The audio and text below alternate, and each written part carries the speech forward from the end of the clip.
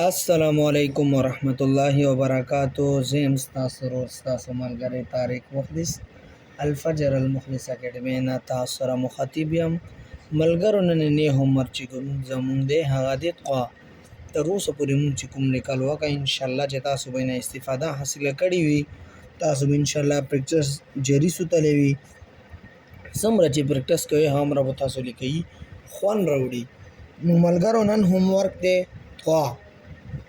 قوا به تاسو څنګه اچوئ؟ الف چې کومه طریقه وه الف به هغه زوړ وي ورسره، نوره صاد سره غوندې ده، صرف دومره ده چې دا لاندې کوم سیډ ده دا به یې نه راروالي.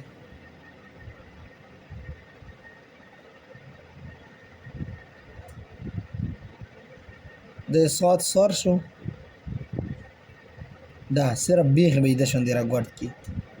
اسواد وره بیخ چې کوم هغه پلندو او دا چې کوم ده دا به نری راولي.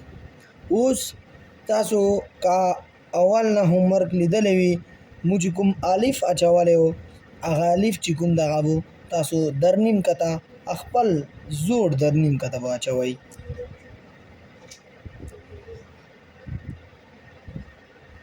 تاسو پریکټس به کړی وي اوس به د انشاءالله الف چې کوم ده هغه آسان وي.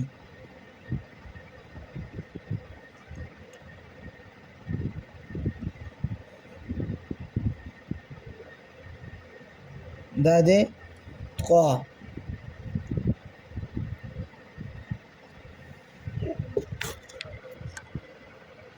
اوس دویم کوم ټکه دی حرف دی هغه دی عین.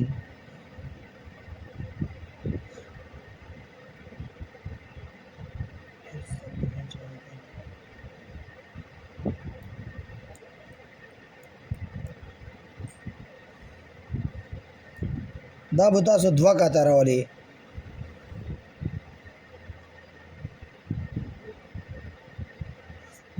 دا منبیز وي در نیم کته دی.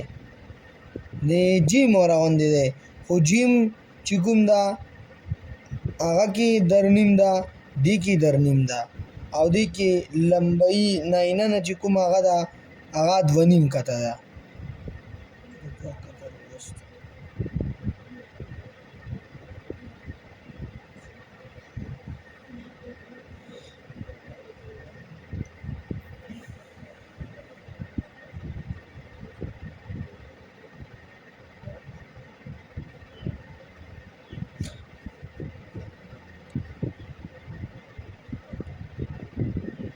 د عین سر کې چې کوم موټواله ده دا ده یو قط.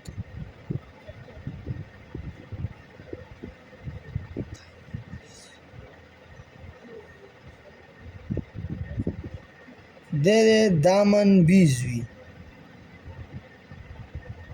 دې ته ویلی شي دا منبیز وي. دا ننه ځای به تاسو خالي پرېږدوئ. دا و نننی هومورک زمونږ چې تاسو وکتلو دې ته ویلی شي قا ورپسې ده غین. دا هومورک چې کوم ده تاسو پریکټس په جري سوتی انشاءالله چې ټوله لیکئ به مونږ ورځ تر ورځې تاسو ته درښایو. او که زمونږ چینل کې تاسو نه یې تاسو مونږ هرکلی وایو. تر اوسه پورې زمونږ چینل تاسو نه وي سبسکرایب کړی زمونږ چینل سبسکرایب کړئ. والسلام.